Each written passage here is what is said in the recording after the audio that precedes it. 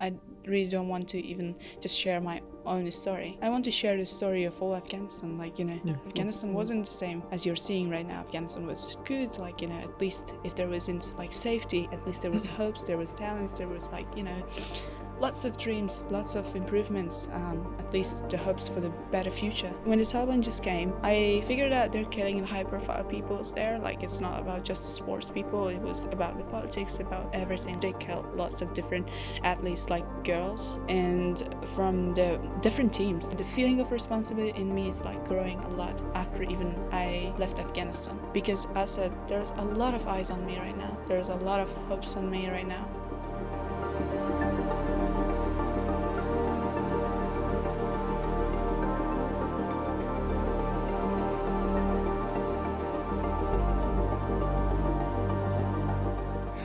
But yeah, Fatih, welcome to the Out of Interest podcast. My first question for you, you've came from Afghanistan, but let's talk a bit pre-Taliban, right? A lot of Melburnians, a lot of Australians say, Melbourne is one of the best cities in the world. It is the best city in the country. Now, what are the main difference between Melbourne and pre-Taliban Afghanistan? Share some insight there for us. There is, I think, a big difference. It's I can't even compare it. There's lots of things about it. For example, the biggest thing that was important for me, not only for me, I think for all refugees, I think safety. That was the main point for me, because when you're not safe, so you can't do anything. Even pre-Taliban days, it wasn't safe? It wasn't.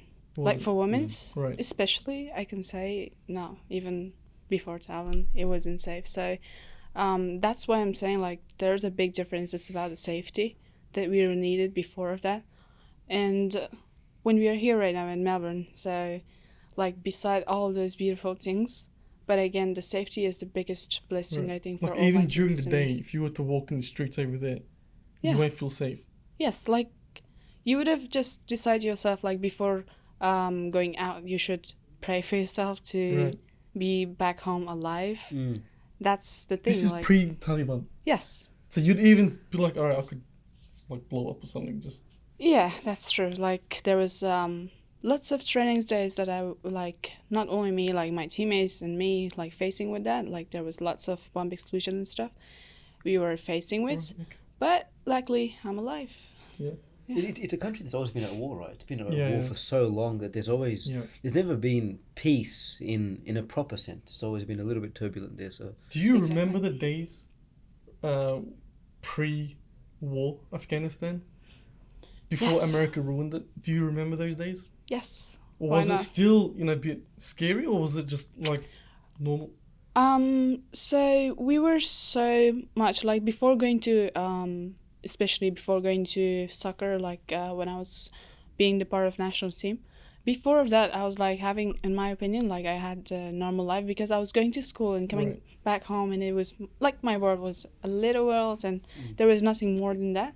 But when I went to soccer, it was a little bit wider and bigger, and you should have been alone and going by yourself, traveling destination to the training, and in the way there was lots of things robbery was the worst one on the streets, especially, because I was studying, because I had a very busy schedule because of trainings and going to the national team, and also beside that I was working, and I was studying during the night, so my university was night shift. So it was so scary whenever you're coming back home in the middle of the night. It was so challenging, but at the same time I'm glad I made it somehow, by lots of security things. I was covering myself and having a little bit styles of boys to not be recognized in the nights. And so the way especially I think the athletes, the way that even they're walking is different than other people that are not athletes. So I was very considering myself to be so much secure to go safely to the training, safely to the work and university. What was the positive of it? What was something that was amazing? Other than the food, that's a cop-out. I want something that's really good, right, we're talking about the negative. There has to be some positive to Afghanistan pre-Taliban. Yeah. Share that with us. The positive thing is like, you have the hope that you're changing your country. Right. Like the main point for me was like whenever I was thinking about all the things like, about the danger, but at the same time your family was worried about you. Like every time your father is saying to you that don't go, you not have to go. Like, it's not important to go. Your life is important more than that. But again, in my opinion, whenever I was thinking about it, it was all like I was imagining myself if we're going to have Afghanistan just as like Melbourne right now, Afghanistan like Australia, Afghanistan like other countries to be like improved, to have lots of facilities, to be secure, to be like improved. Like I had lots of hopes and dreams, not only for me, like for my country as well. Whenever I was going like for the training, I was praying for myself to be safe back home to continue my dreams and continue to dreaming for my country and, for yourself as well, and like inspiration for other girls as well. Like it is so rare to be a national team player for your country. Whenever you're thinking amongst those all girls like that are existing in Afghanistan, you're the chosen one for the country and you're representing that flag. That was an honor for me. So it was a big deal. Like I couldn't like take it easy to not participate to my training. I remember I never missed like training for even one day for something. Like I missed lots of wedding days. I missed lots of Eid days. I missed lots of things like in my life, in personal life, but I was not missing the trainings because I really wanted to that changed, and I saw lots of beautiful changes. Like that was the reason that makes me like to work harder every day. There's a change, so let's go do it more. Because how far was your training from your home? Was it a bit of a walk? Did you get anxiety the whole walk? I hope it wasn't too far. I was like catching 2 buses. Two buses. Wow. Yeah. Okay. And then it was far, quite far. A couple of hours? Yeah, I think hour and 30 minutes something. And how often was you training? Every day, every second day? So it was just 3 days in a week, and sometimes it was like more than that, like a quarantine because of the games that I was outside of country. Right. So it was for a longer period. Some dedication. Yeah. That's interesting. The media portrays Afghanistan to be a place that violates human rights, that gives no rights to women and all that type of stuff. And I think that's definitely the case now. But if we go to the pre-Taliban Afghanistan, or let's say the Afghanistan that was a bit more peaceful, how was life for women at that point in time? So you talk about the fact that you as a girl, you played soccer there, which meant that women could play some form of sport. What about education, work, general things like being able to drive a car? Like for example, even now, like Saudi only very recently allowed women to drive cars. How was Afghanistan for a woman over there? So in that case, I can say like women in Afghanistan were from the first they were fighting till now. Like right now the fight is harder than before, but on that time before Taliban, I can say we were fighting. Like sometimes I'm thinking like we were born to fight, and for our rights, like even education, because the problem was about the mindsets. Because this basement was very, I think, wrong from the first. Because in Afghanistan there is a mindset I could see like during the time I was growing up. I figured out like the mindset is about women can't do anything. Like they are made for the house. Like they should be in the house and like not to go outside, not to have the activities. But the good thing was on that time before Taliban, women were fighting. At least they had that ability to go to work, to education, like to schools, university, everywhere you could have seen women. Like it was like few numbers, but again, at the time, during the years, it was like increasing. There was lots of women who were like involved in politics. Like it was amazing for me. Like before being a national team player, I was having the dreams to be a businesswoman because I was watching. There wasn't like much more businesswomen there. Like I was thinking to myself, we should bring some changes. Like we can do the same thing as men can do. It's not like being a feminism or like being against the men's, but the thing is, you have the right, you have the ability. But the thing is, there's no trust. Like they're thinking like women can't do anything. So the main thing is like always I think women that were like participating in education and everything there, it was like a fight to change that mindset and to make a like better place for the next generation, I think. And that's the thing, like before Taliban it was better, I think, because at least we could have fight. But when Taliban came, everything ruined, and there was even not hope to do like to work harder and to fight. You even not having that right to fight, that was harder. Like you're not the person to have a question. No, I was reading a stat that said something like 130 to around 140 million young females don't have access to education. In Afghanistan? No, in all around the world. Around the world. Mainly in Islamic countries. What do you think could change that figure? And what do you think, adds to that figure? Why do people like countries like Afghanistan are so strict on that? In my opinion, like I was having this search like in my head, like processing a lot, like how we can make a solution for this. That I'm thinking like the thing is all about that mindset and all about the using the bad way of Islam. Like they're using Islam in a bad way, in my opinion, because Islam is beautiful. I can't see anything like in Quran or anywhere like to say women can't go for education. And that's the thing, like they're saying like no, women should stay home. And that's the thing, like they're saying this is in Islam, but that's not, like that's absolutely not. Like if you go and search, I'm just wondering why they're using Islam in this way. Like at least if you use it, there is nothing like against women. There's lots of beautiful things about it, and they're giving lots of it's precious thing. Women's is precious, and they can have those rights, and they can go for their dreams. It's not like unstoppable for them. But again, at the same time, whenever we are saying the mindsets are like, no, this is Islamic ethics, and you should be on it, and that's it. So I think that's the image for the world that's showing, the problem is Islam. That's why.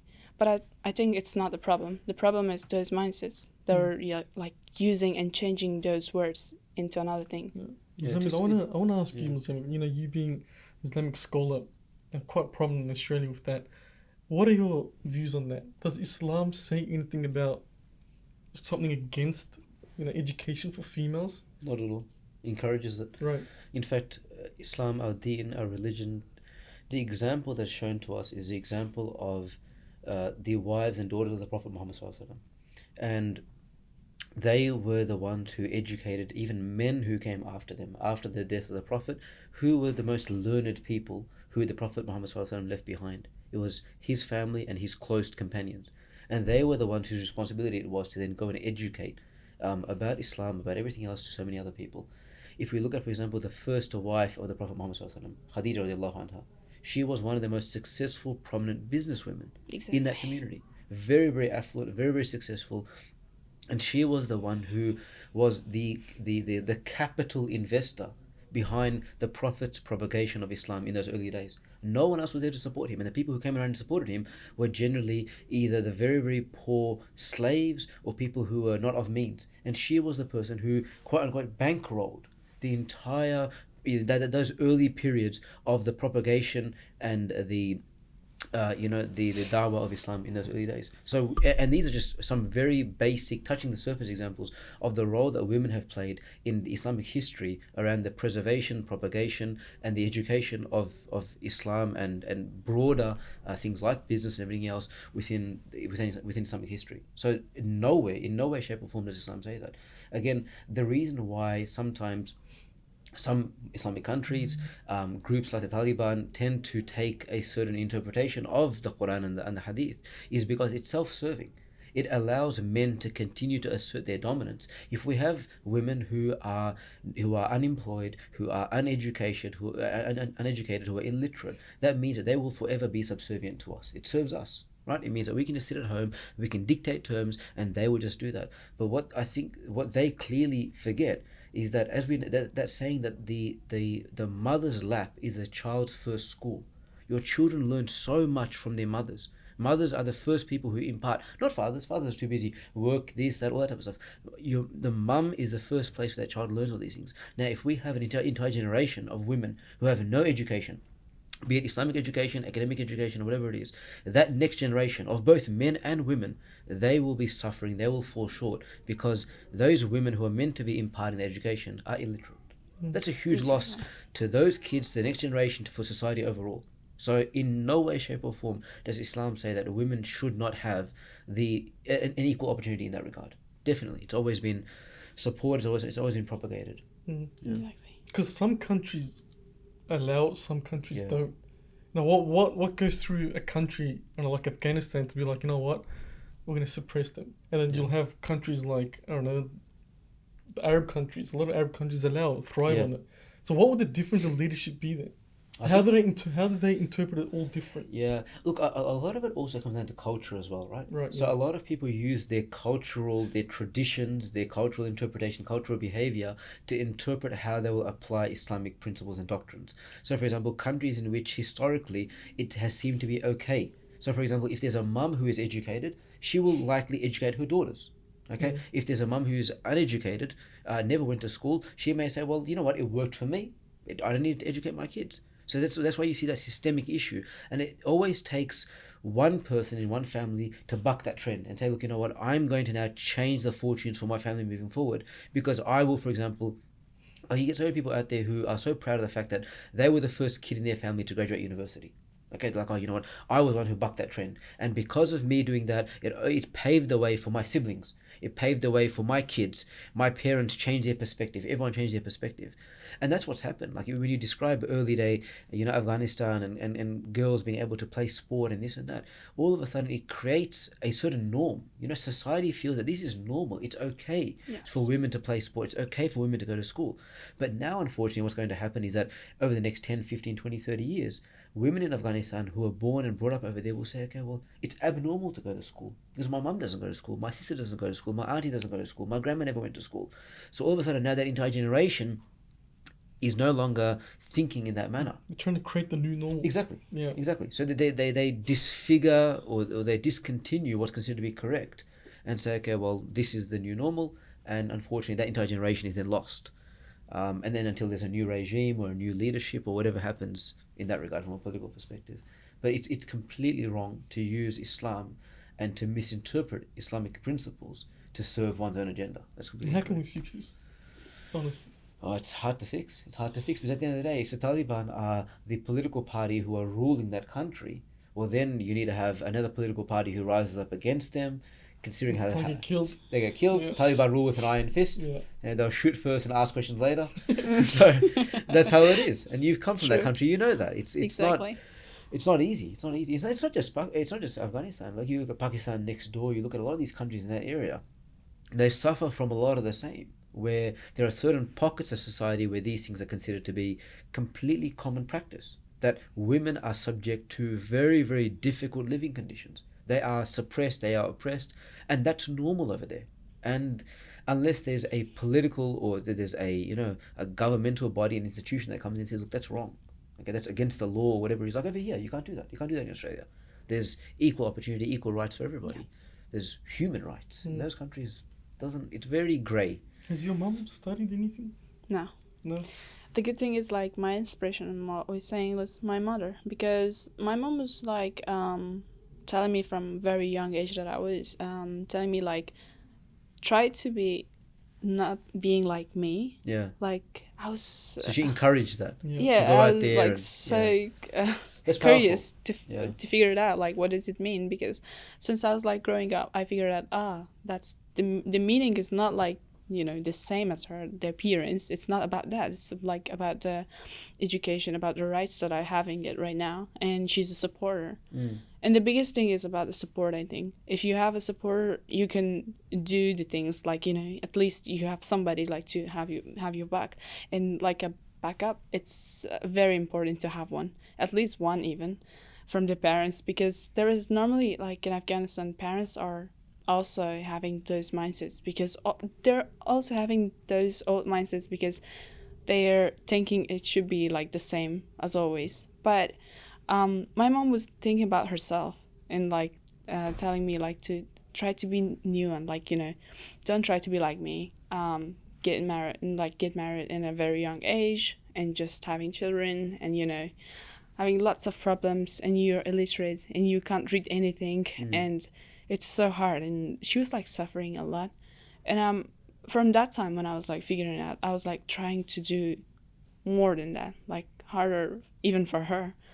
It's true, like you're doing for yourself as well, but at the same time, sometimes as I was thinking, my half of the hard work was because of my mom, because she's inspiration. She's the one who made me to go for my dreams, and she's a strength like for me. You mentioned your mom a lot, not your dad.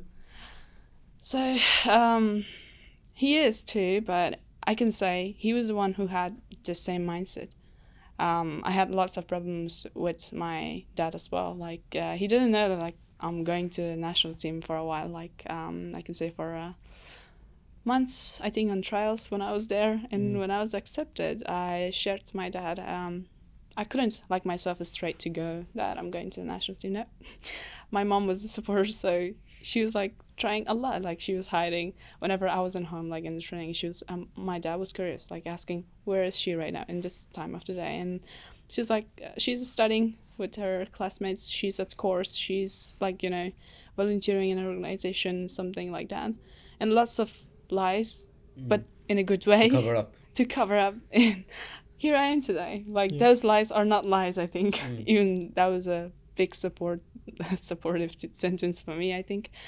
And so I had lots of challenges because my dad was thinking the same thing. Like when I was even studying in my education, it's not just about football.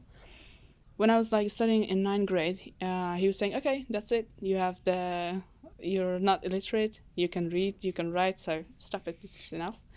But again, my mom was a supporter and saying like, just let her to go, or having lots of problems. But again, with talking, with, you know, discussion, it was like solved with my mom and dad. And then I was able to go for my higher education. And after that, like to university, I didn't have the money. Like my dad was, on that time, my dad gave up and said, I don't have the money. And if you can go yourself to university. Then I don't know, somehow I didn't stop. I was like searching when I was at 12th grade. I was just, instead of studying, I was searching a lot for my university, like to how can I, you know, continue this education. And then I was working in I was studying in an organization. It was NGO and English, like very basic English. And then I figured out there is like they hire some volunteers for there was some scholarship program, and then I figured out they're paying, and that payment is for university. So on that time, by my search, I was going to that university, to that NGO, and then that was my way for the university. And when my dad said I can't pay, I had an answer, very good answer. I said, I can pay myself. And then that was the way that made me to go for my higher education. And I think I'm lucky. Like, it's not an opportunity for everyone, I think. Because on that time, I saw my classmates at school, like, whenever you're grade 12, you're thinking about a lot. Like, how can you go to university? How can you pay that? How can you, like, you know, continue? Because there is a very good stuff for my dad when he was like, okay, she can't pay it, like she's not working, you know. And then when I said that, he was like, oh, now she can go. So there was nothing to stop me on that time. And then I was also the part of national team, and I was like going to my trainings. It was, I think, I'm so blessed. I'm so grateful for everything like I achieved in a hard way, but again, it worth it. Not denying it. It's something that I achieved. It all worked out. Talking about your childhood, is there any particular childhood memories that you can share with us? Something that you remember from way back when you were at home with parents and this and that? You know, just when life was good. When life was good. So I think there was a lot. I had very, like, you know, siblings always fight. Yeah. And I had very good memories. The thing is, one of the things always I'm remembering here, even in Melbourne, whenever I'm seeing, there's lots, the nature is so good here, right? And whenever I'm seeing the bush, like, because in the yard that I was like on that house that we were living, it had a very big yard, and there was a like grape tree. It was like like a very small cave. Okay. And whenever I was going there, I was making a home for myself there. And I don't know, somehow I was feeling safe, but at the same time, whenever I had the fights or my mom was like angry on me, I was hiding there. Yeah, And there okay. was the place that nobody could find me even. Mm. So till this day, I just confess. So that was a place, the hiding bat cave for me. Yeah. You're still there. Yeah, no, unfortunately, yeah. Probably don't fit there anymore. I was Yeah. saying goodbye the day that I was like leaving home to everything. So I had a very good childhood, I think. I had much fun. The very like sad scene is when I was like leaving, because somehow in my head there was a like a very short scene of my childhood, like Yeah. like a Flashback. flashback. Mm. Everything comes to my mind, and I was like saying goodbye to each of them, like to the mountain. Afghanistan is full of mountain, right? Yeah, it is. Yeah. Yeah. That's why they And- hide. Yeah. So the Taliban Yeah. hid until the Americans left. And the place we were living, there was a very big mountain, and there's lots of houses like living too. Yeah. And there was, the mountain was always had a very big stone, like a very nice shape as well, like somebody sitting with their son or daughter. That was kind of shape. And then whenever I was in the yard, I was watching to that place. I was like having lots of fun in the yard. I was like having drawing lots of funny things on the walls. And when I was like the day that we were leaving the house, I remember like there was a very bad flashback. I can say like nice one, at the same time very bad, because I felt I'm leaving everything. And then I was saying goodbye to everything. There was not my bat cave to say goodbye, but Mm. but everything else, it was so hard to say goodbye to everything. Yeah. So you were saying goodbye to everything. Was that when the Taliban were starting to invade? Yes. We supposed to go to airport on that time. So that was the last day that I saw our house, and I don't know, somehow in my heart there was something like telling me like this is the last time, so see everything and say goodbye to them, because you will never see them again. Mm. And You sure of that? that was There's true. no way back? If Taliban is there, if there's no security, as a person like to, I think I can say advocate for the women's rights, I can say there is no way back for me there. Because if I be there, I'll be finished. I'll be dead, 100%. Because I'm trying to change this mindset, but those people are saying like, no, you're wrong. It's not gonna happen. That's why. But again, when I'm here like safe, at least I can advocate and continue my journey like this, and at least try to not let any other Fatimas there to be on that situation, and try to have the rights at least for them, like to change for next generation. Have you ever had a personal threat towards you from the Taliban? Considering your profile starting to grow, Yes. are you worried that you'll be like a target? Target, yeah. Maybe your face is on their blackboard or something? The thing is, I'm not afraid. That's why I'm not stopping. So the thing is, if you're afraid, there is something maybe, because you're thinking you're wrong. But I'm not wrong. I'm always, like, whenever I'm wrong, I will be afraid. But whenever I'm right, I'm not afraid. Like, I'm going for it. I'm not even, like, giving up on that. So this is my whole life is like that. Like, till this day, I was always, in my head, there was something like that. Like, never give up. When you're right, go for it. And when you're sure, do it.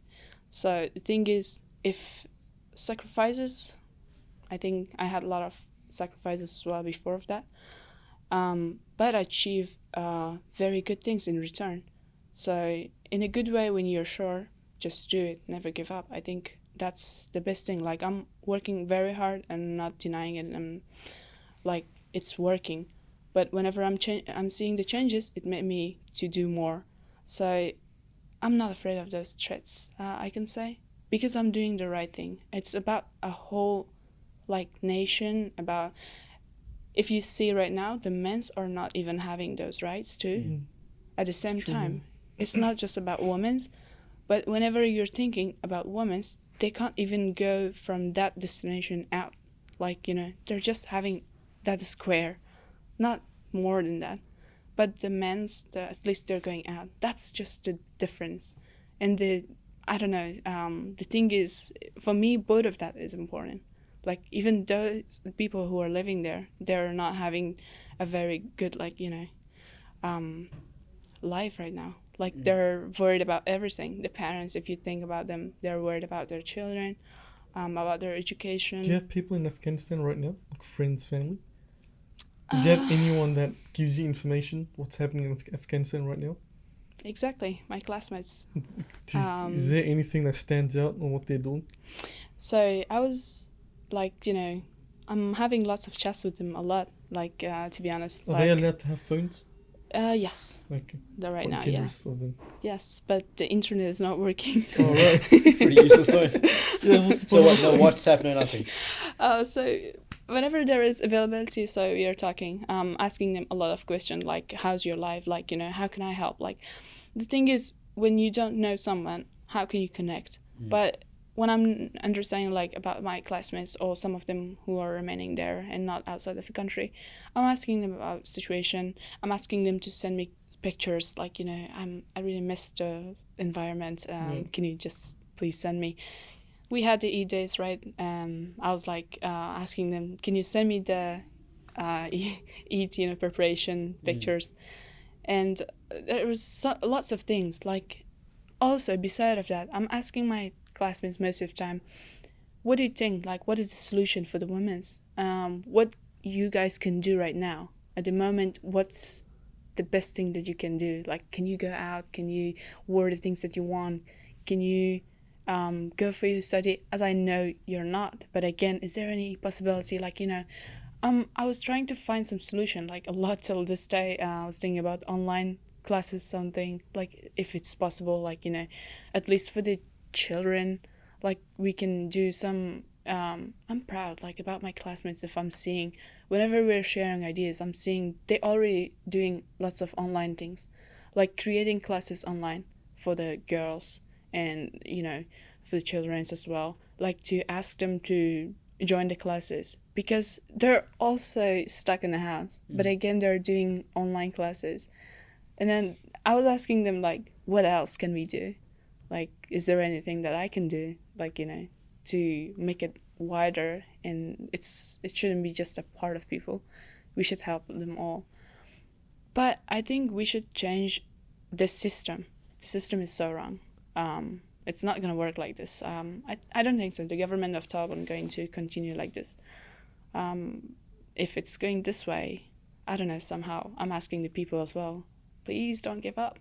Yeah. Because right now I'm seeing lots of disappointed faces and if people, and I'm also giving them this right too, because they're afraid, they're scared of very everything. hard to change Afghanistan. Exactly. It's the only thing they'll probably change is another war.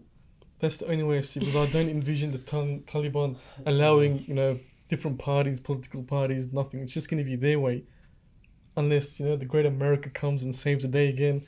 But they're the ones that cause it pretty much. But I don't envision anything improving until something drastic happens, which I don't think the people of Afghanistan are ready for another war or anything. I think everyone's gone through enough.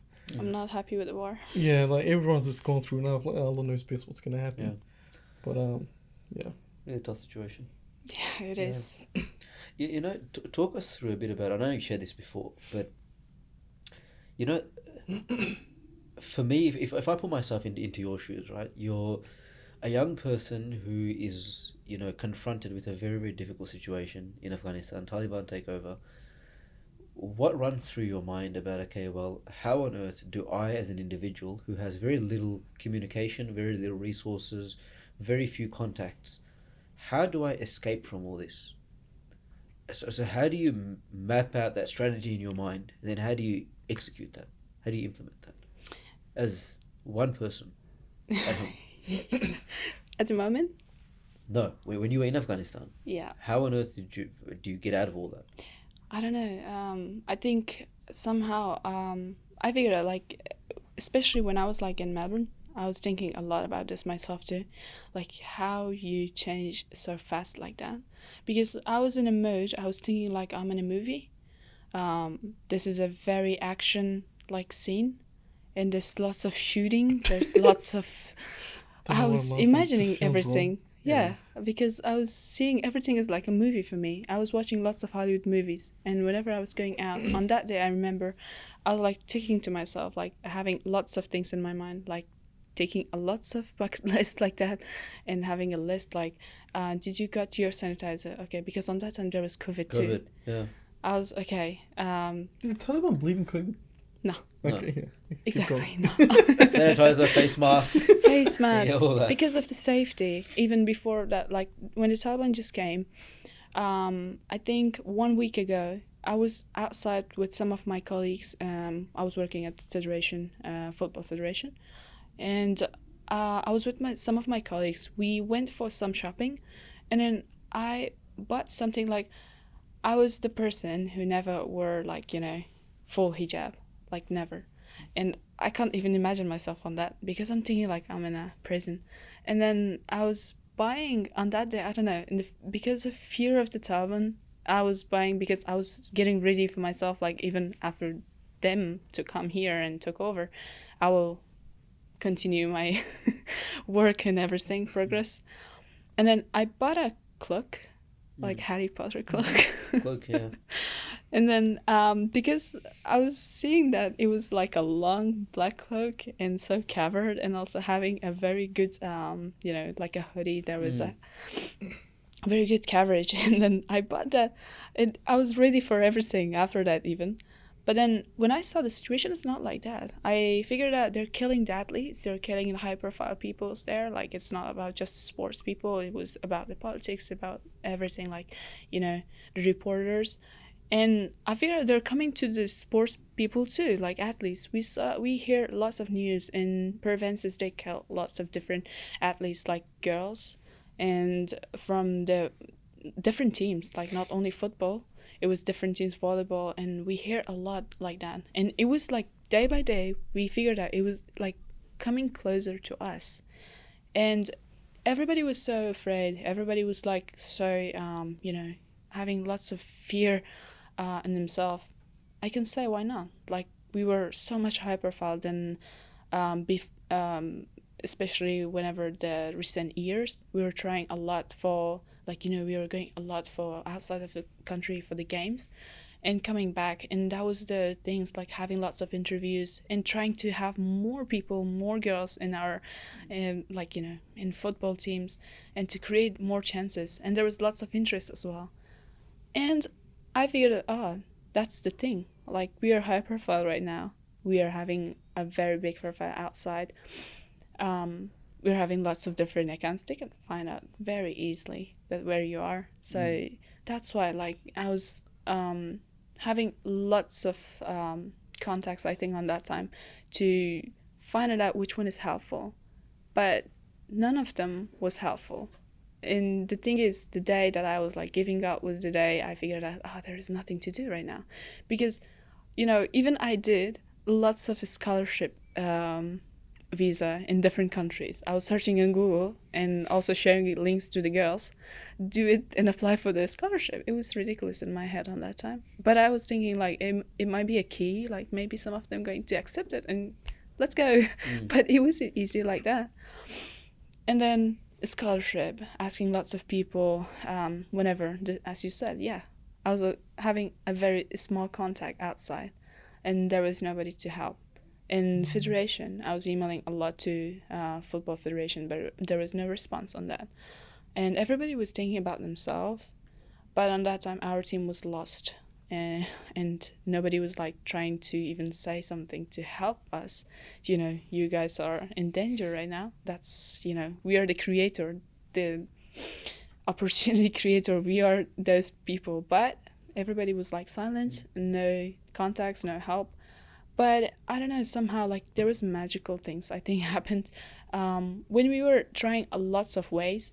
On that time, there was the former captain and yeah, the former captain also I think she was also a manager, the former manager of national team, Khalida Popa. She was in Denmark on that time, and also on that time she was having the contacts with Nilab, with one of my teammates. And then because the time that she was in the national in Afghanistan, I wasn't playing and most of my teammates wasn't playing. Mm-hmm. The only one was Nilab and some of the other girls, I think 3 or 4. And then she was contacting them, and from them to our team, they said, we are trying to help you guys. And we figured out there was some videos and stuff, and she was sharing like to delete all your identity from like, you know, social media, from anywhere like you can, and then bury or like, you know, burn your identities.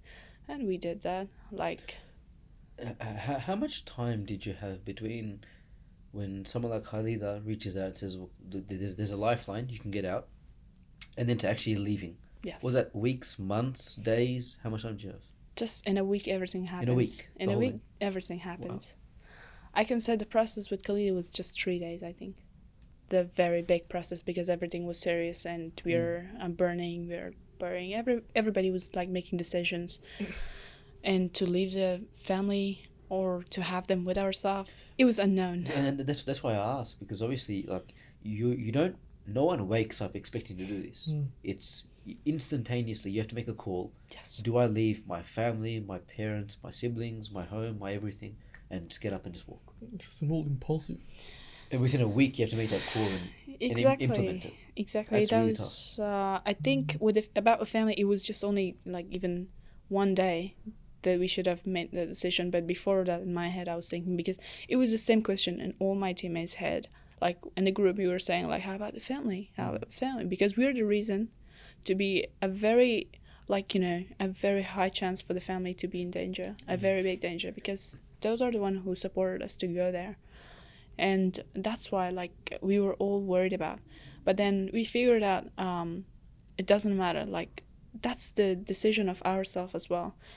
Till the last time, like when we were in airport, we got our decision that okay, whoever is possible, go Yeah. in. Yeah.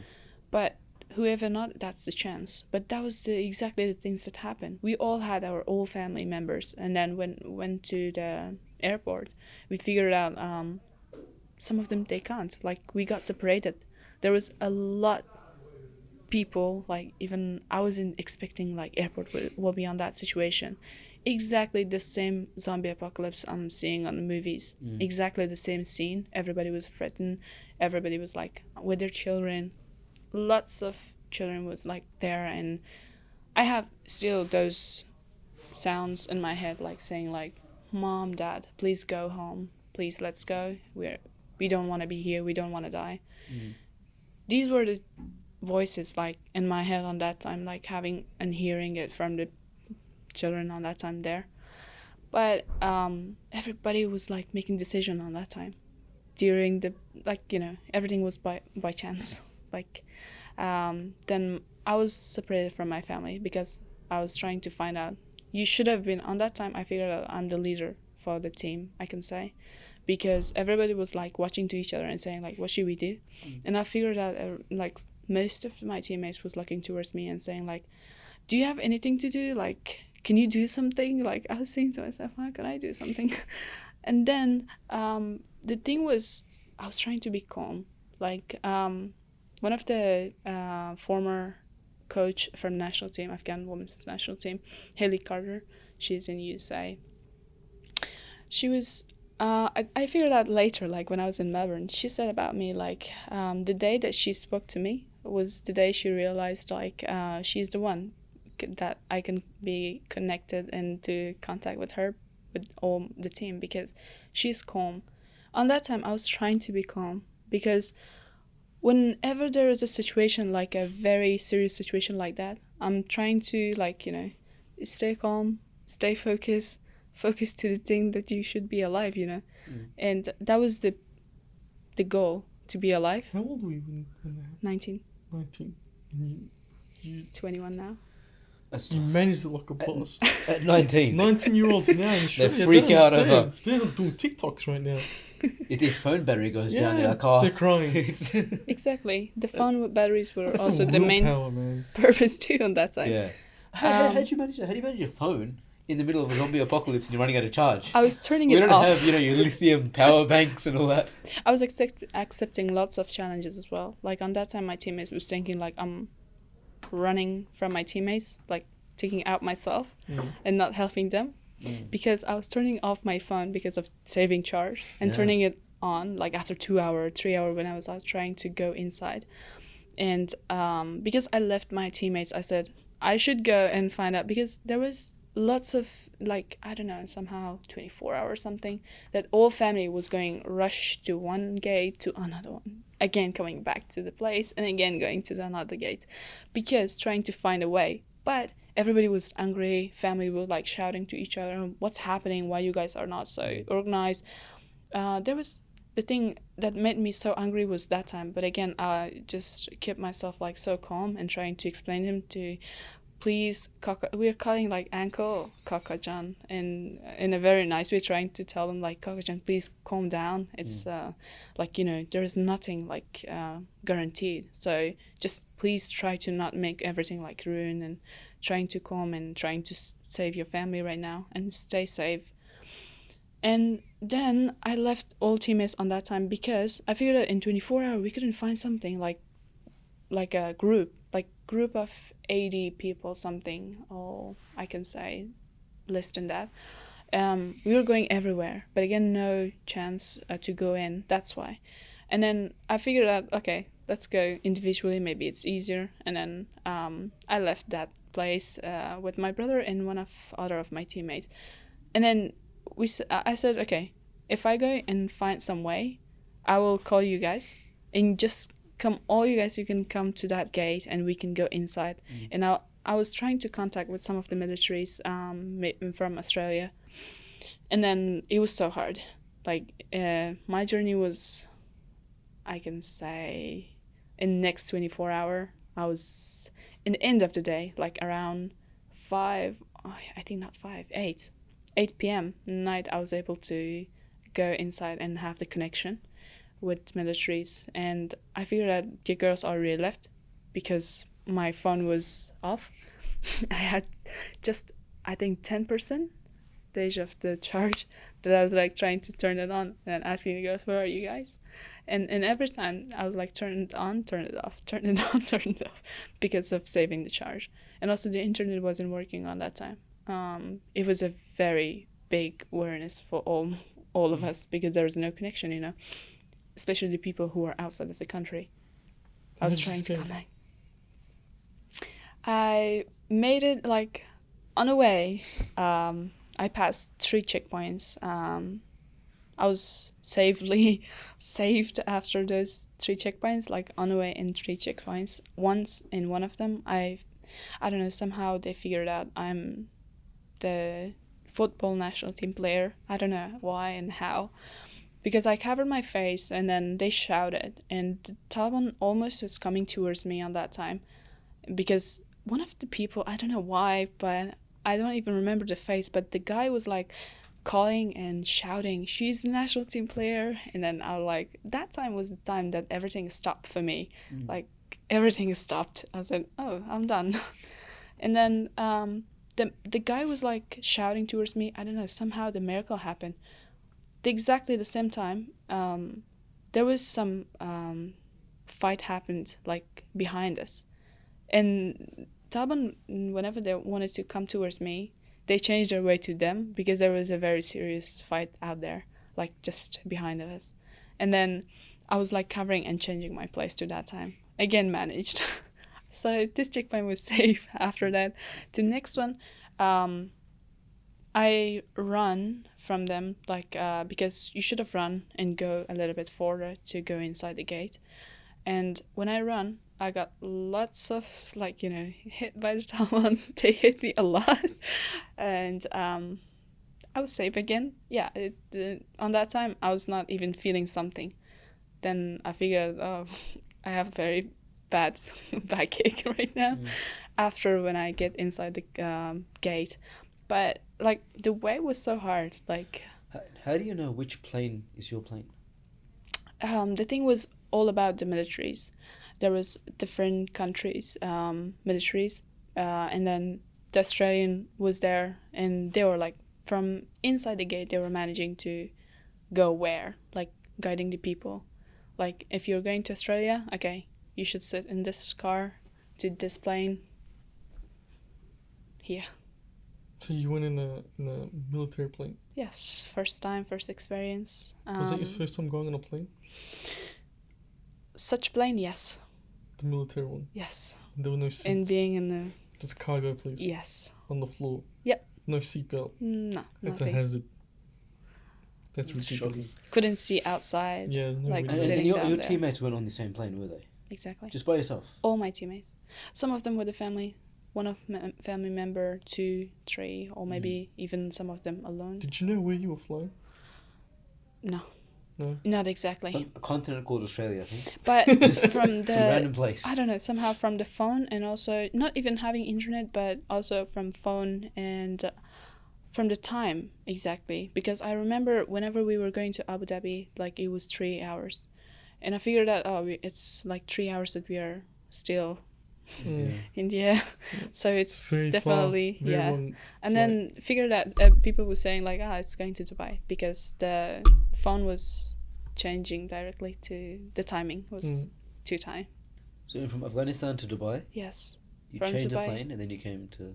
Yeah, not much like that easy, like Mm. 10 days something. You We stayed were in in Dubai for 10 camp. days. Okay. Yeah, Was and the flight to Australia on a normal plane? yes, Okay. very good one. Very like good one. Very yeah, good. very good one. Like relax. That was the only time that I slept very good. Yeah. Which 13 hours. which airline was it? It's a hut. Etihad. Yeah, Oh, good. Al solid. Ittihad, I think. Yeah. Yeah. It was Ittihad, very so- good. Like the first time I slept, like very good after those long days. Yeah. And stuff. So and then you landed in Melbourne. For the first time, I came to Sydney. Like 14 Okay. days, I was quarantined. Like the flight was from Dubai to Australia. I wasn't with all my teammates. Like from Afghanistan, yeah, we all flew together.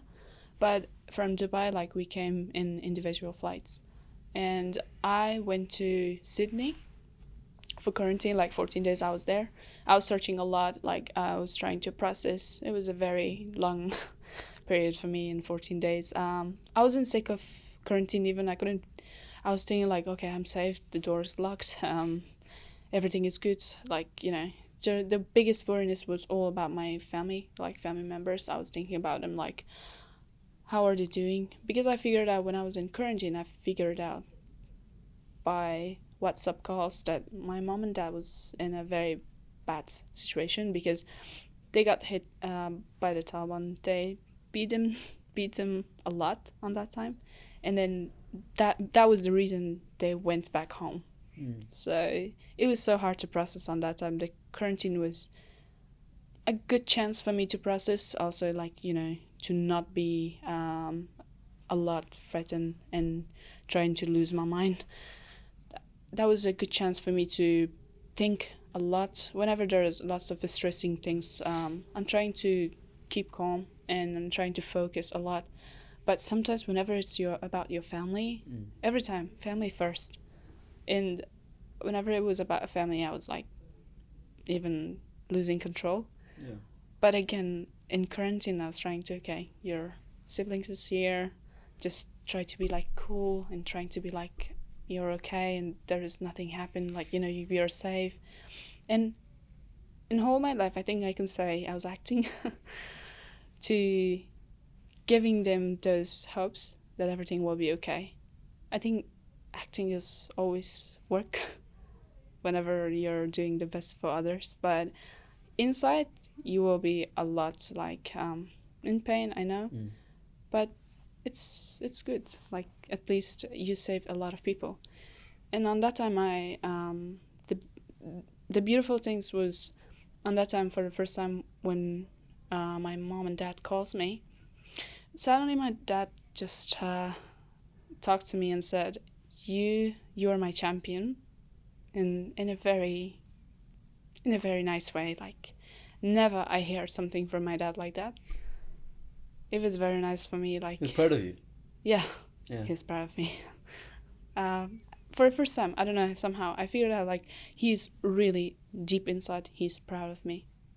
So it was precious for me a lot. Yeah. I keep that in my mind like a very nice memory, but again painful. From everything you're saying, it's trauma that's gonna live with you forever. It's crazy. To experience all that at 19. It's not gonna That's stop tough. me. I'm assuring everyone. Yeah. Because now, obviously, the message that you share is through the Afghan women's team, Yeah. the soccer team or football team.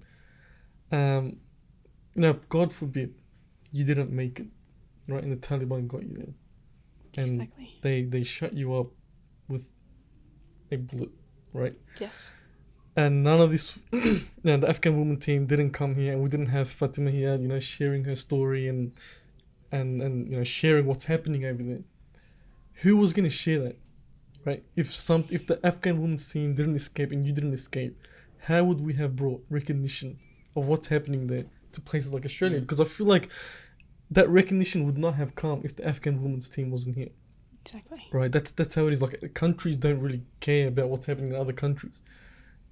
But because the Afghan women's team is here, the recognition's there. So how can a country bring recognition to what's happening in Afghanistan when there is no team, there was no advocate there, someone like you? Do you think the countries need to do better? The thing is, always there should be, I think, messenger, like, for the countries.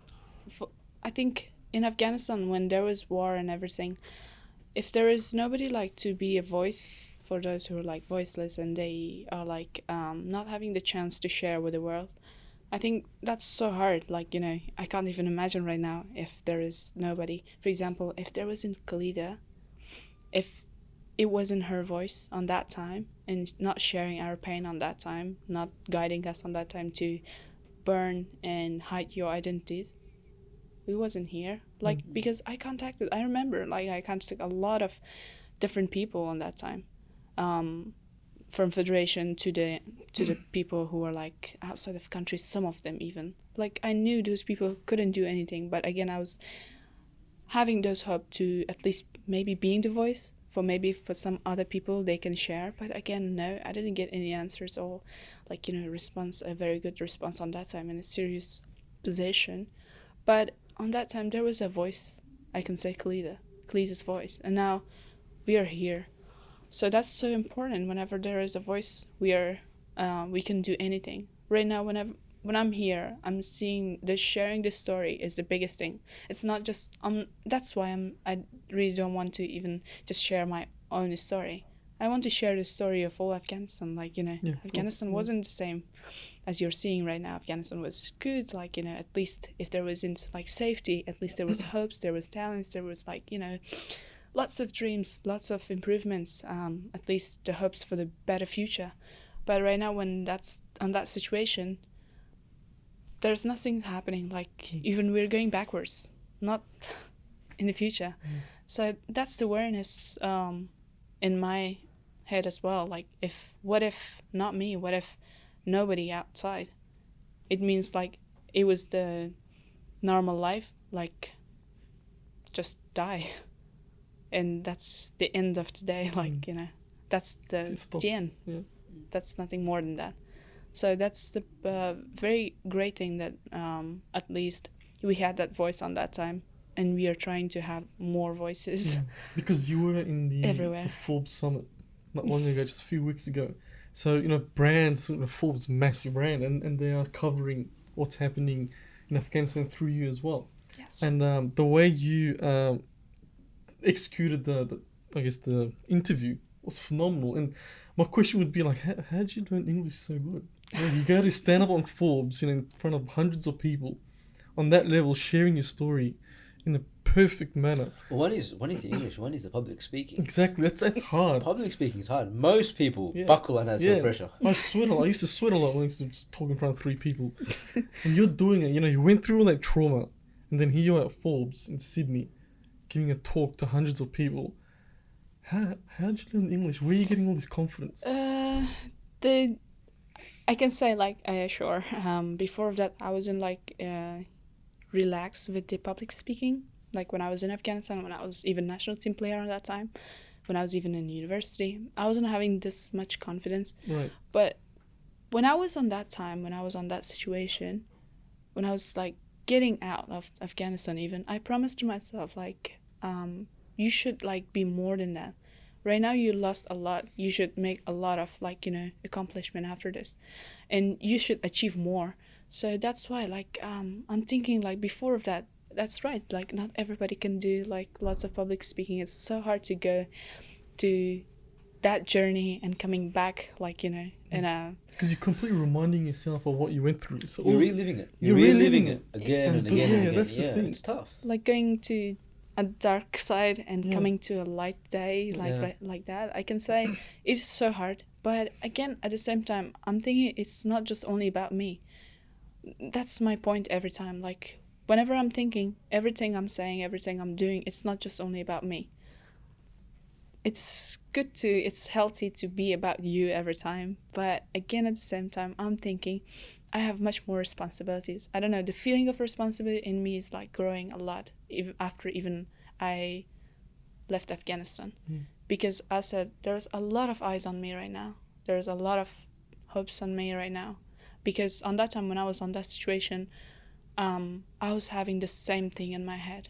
I was like hoping somebody to help. I was hoping somebody to be like, to even say my name somewhere. Like there is a girl living on that situation there.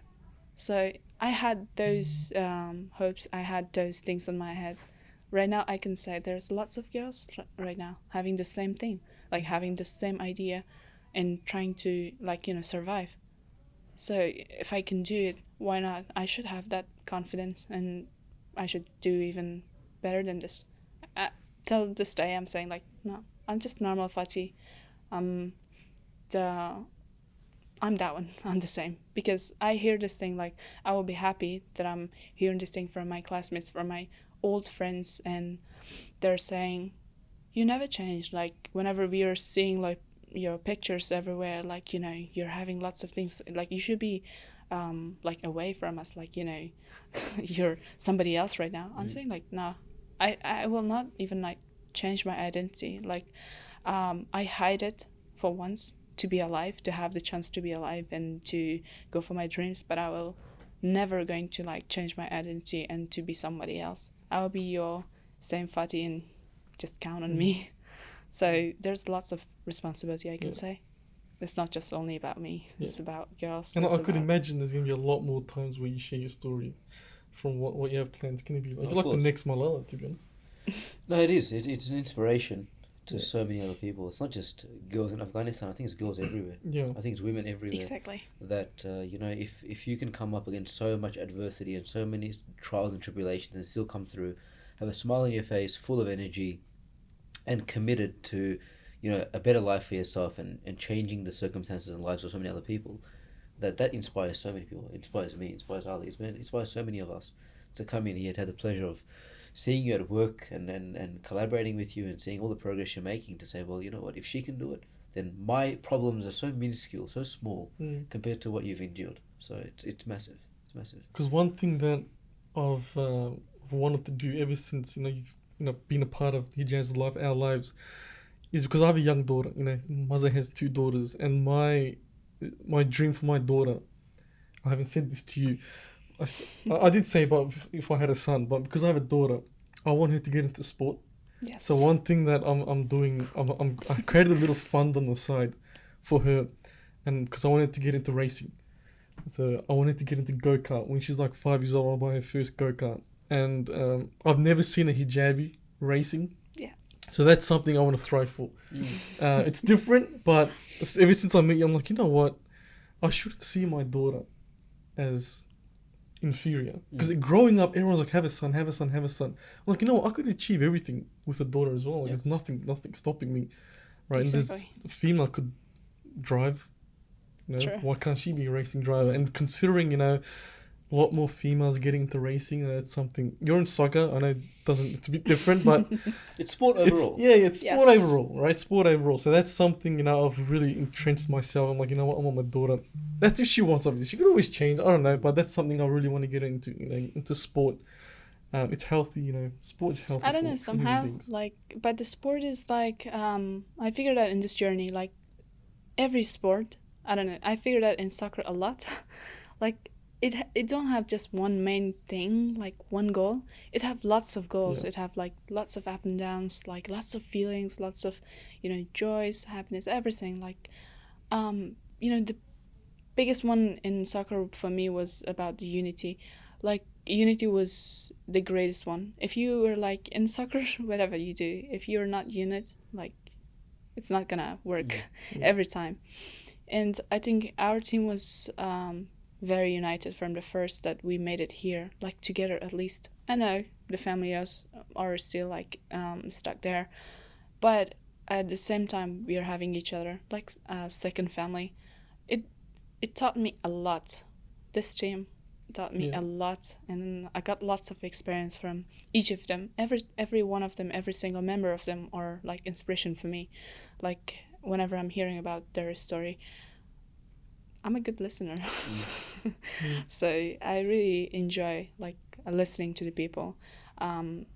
Like, the thing is, you just imagine yourself the place that they are, and that's it. And you're trying to like understand, and that's what they're meant to be, like the humans.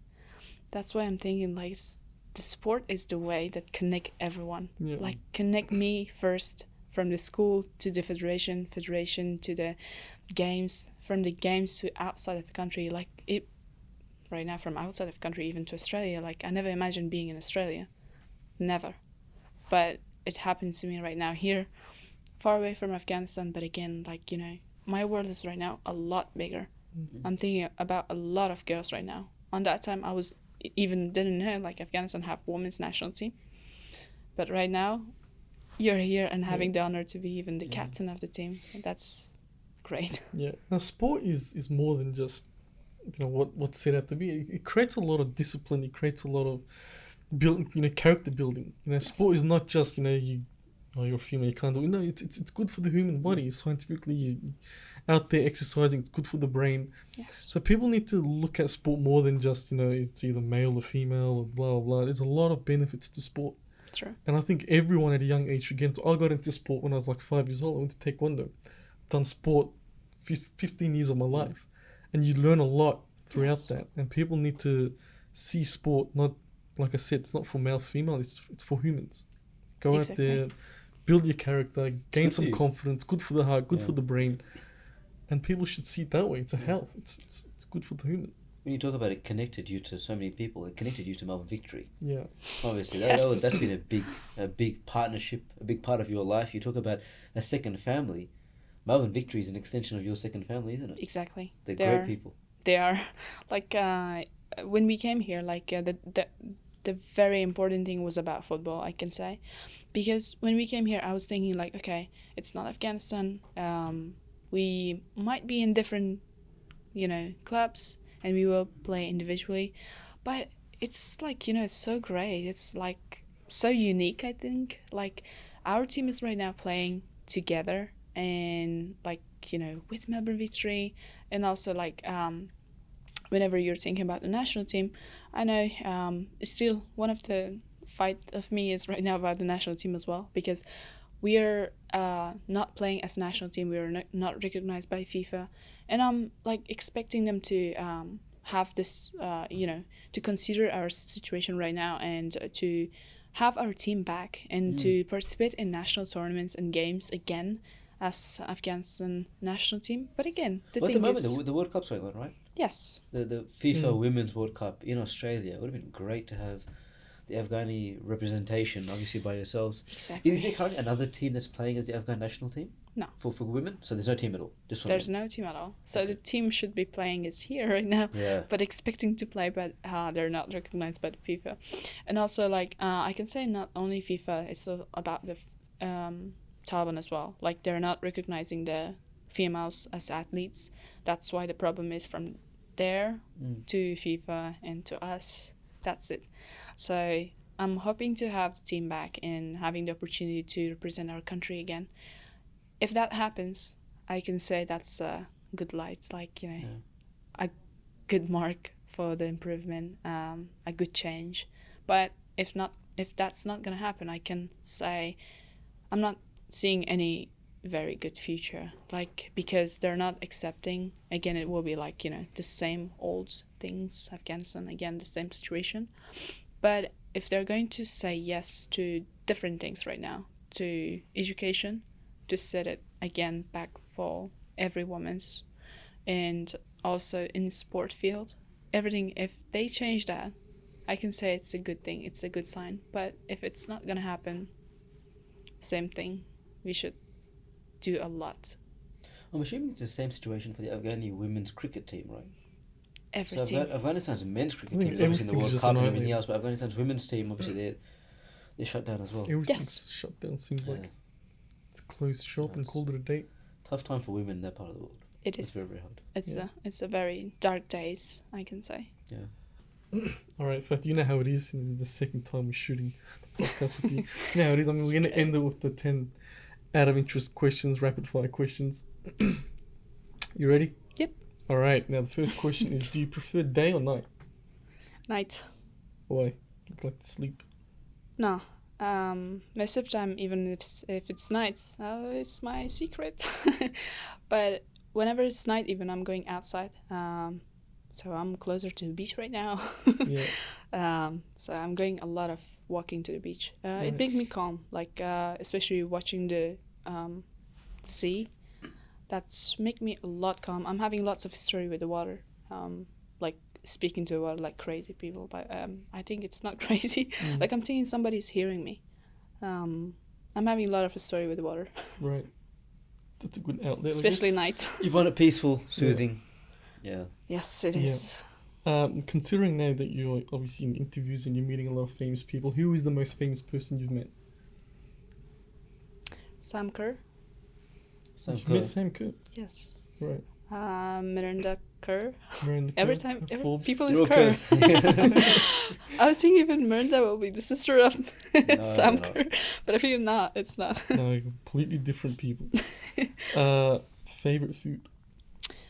Favorite food? I'm not saying no to anything, but I can't say favorite. Chicken is always my favorite. Whatever it is. Any style of chicken? Any style of Any chicken. style of chicken. Your favorite superhero? Superhero. I don't know, Batman is superhero. Batman? Yeah. Hence the Batcave. Back at home. Yes. No, the character is so cool. Like Yeah. my favorite color is black. That's why. Right. Okay.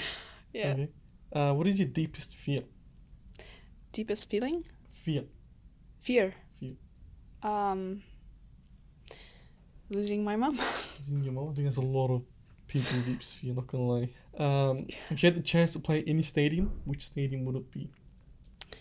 What kind of a stadium? That's a football stadium. It's like in Barcelona. I forgot the name right Camp Nou. now. Camp No, I think. Camp Nou, Yes, that's it. The Barcelona one. Yeah.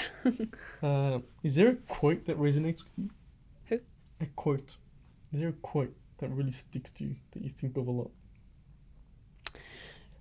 Always, whenever I'm thinking, because I don't know, somehow about my life, when I'm seeing, it's always like never give up, like work hard. Because I saw the changes with hard work and never giving up. Even when I'm live here right now, it's about the never give up. Yeah. On that time, if I would have give up, so I would have not be here. Mm. If I would have give up with ideas of my dad, I would have not like achieved this things right now 100%. till here. If I would have give up, I would have not had the opportunity to study. So every time, like, never give up is the biggest thing. Like, I know it's like so a very tiny one, but it meant a lot for me. Mm-hmm. Like, whenever I give up, I knew I lost a lot of things. Yeah, 100%. And what motivates you the most?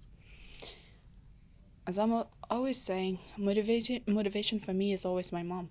Like, I'm seeing her face in everything. Like, whenever there is, like, problems and stuff.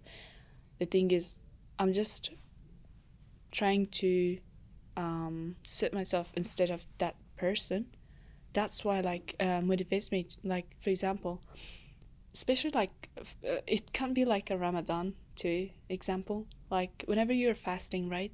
You're thinking about the people like they even don't have the water to drink, the food to eat. So that's a blessing that you have the chance to eat and drink. But when you fast, you can feel it much more than before. So that's why, like, whenever there is, my mom, for example, didn't have the chances. When I'm having these chances, it's a blessing. Because if you think about my mom, like, getting married on that age, it's so hard. I can't imagine myself, like, because I can't even imagine myself to wear that full hijab and that burqa. How can I imagine myself, like, to get married on that young age and to be illiterate, to not have the football? I will be dead. I will be dead without these things. So that's all, like, the motivation is always, like, the experience, the life experience as I'm seeing right now. It's all about the experience. And what is something you want to tick off in your bucket list? Visiting Egypt. You want to visit Really? Egypt? Okay. I don't know why, but since I was like so young, I was having this bucket list in my head, like lots of things, like buying this thing, like have this thing, but at the end, this is the Egypt. I don't know why I'm obsessed with the pyramids a lot. Okay. I should, I should visit that, and I don't know, somehow I'm a person of adventure. Like I really likes to have lots of adventurous days. Yeah. So everyone wants to go there and visit. What's that? Like, what's that pyramid? Yeah. What's that for? Maybe go for your mum one day. Sure. Yeah. Pretty cute. Amazing. And last question, what advice would you give your 18-year-old self? 18 years old. Okay. Never give What up. I was doing on that time. That's true. That's always like never give up. I know. But at the same time, I would have say like, think about yourself as well. Do not listen to those negative comments, because I feel that I'm listening to negative comments a lot. I want to change it. Like, I want to change everything. Yeah. I figure I want to solve everything. Whenever there's a problem, we should solve it. I don't want to go with that problem like all my life. So I'm going to that process and I'm giving much more time on that problem. So I think that's the thing, like taking all my positive energy out of myself, because I'm having lots of efforts on that situation, on that problem to solve it. So I will give this advice to my 18 years olds, because on that time I was having the problem like to think about a lot of problems like that. I can say even carrying it till now. But something's in me like telling me like, you're the people of change. You should do it. Doesn't matter what. But again, at the same time, whenever you think deeply, I think you should think about yourself sometimes too, like taking care of yourself. Because if there is not you, there is nobody else. And because if you think about yourself, there is some idea, right? And you keep continuing that idea. But if there is not you, absolutely, there will be nothing. That's the end. That's the full stop. It's a beautiful way to end it. Yeah. Look, on that note, Fatih, it's been great having you on. You've experienced a lot, 21 years old, and now you, like I said, you experience things that people aren't going to experience in their life. No way. It's virtually impossible. And it's sometimes different for people like us. We're in Australia, we're in a comfortable country, we don't know what's happening there, we don't know what people are going through. While you're going through all that, we were here chilling and eating a Zinger burger or something, right? The world's crazy, right? The world's crazy. Exactly. People experience different things, and you went through things that's going to live with you forever. And the great thing is you're trying to make a change, you're speaking up, you're spreading awareness, which is phenomenal, and it's brave as well. Because honestly, if I know that if I speak up and the Taliban's going to put a lifelong target on my head, I'll be like, damn, man, Keep quiet.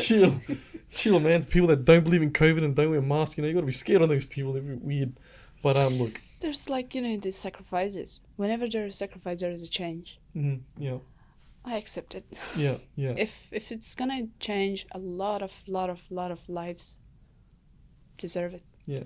It's okay. Yeah. Like, there's lots of heroes right before of us, even women's, men's. They sacrifice a lot for us. Why Yeah. not us? Yeah. Like we are also the same generation. I can say the last generation tried their best for us. Yeah. So it's our turn now. 100% agreed. 100% Great agreed. attitude. Yeah, Good that's, perspective. and a lot of people can't relate to that. That's the Yeah. thing. Everyone's too comfortable. Everyone's on their TikToks. And people don't know Exactly. those feelings. It's crazy. So, yeah, thank you for your time. It's been an absolute worries. pleasure. And honestly, we just wish you the best. Nothing but Thank the best. you. And inshallah, you reunite with your family again soon and see your mum, see your dad. And I believe you live with your siblings anyway. Yes. So we just need the parents back and then life will be good again, inshallah. So Inshallah. thank you so much for your time. No Thank you worries. much. Thank you.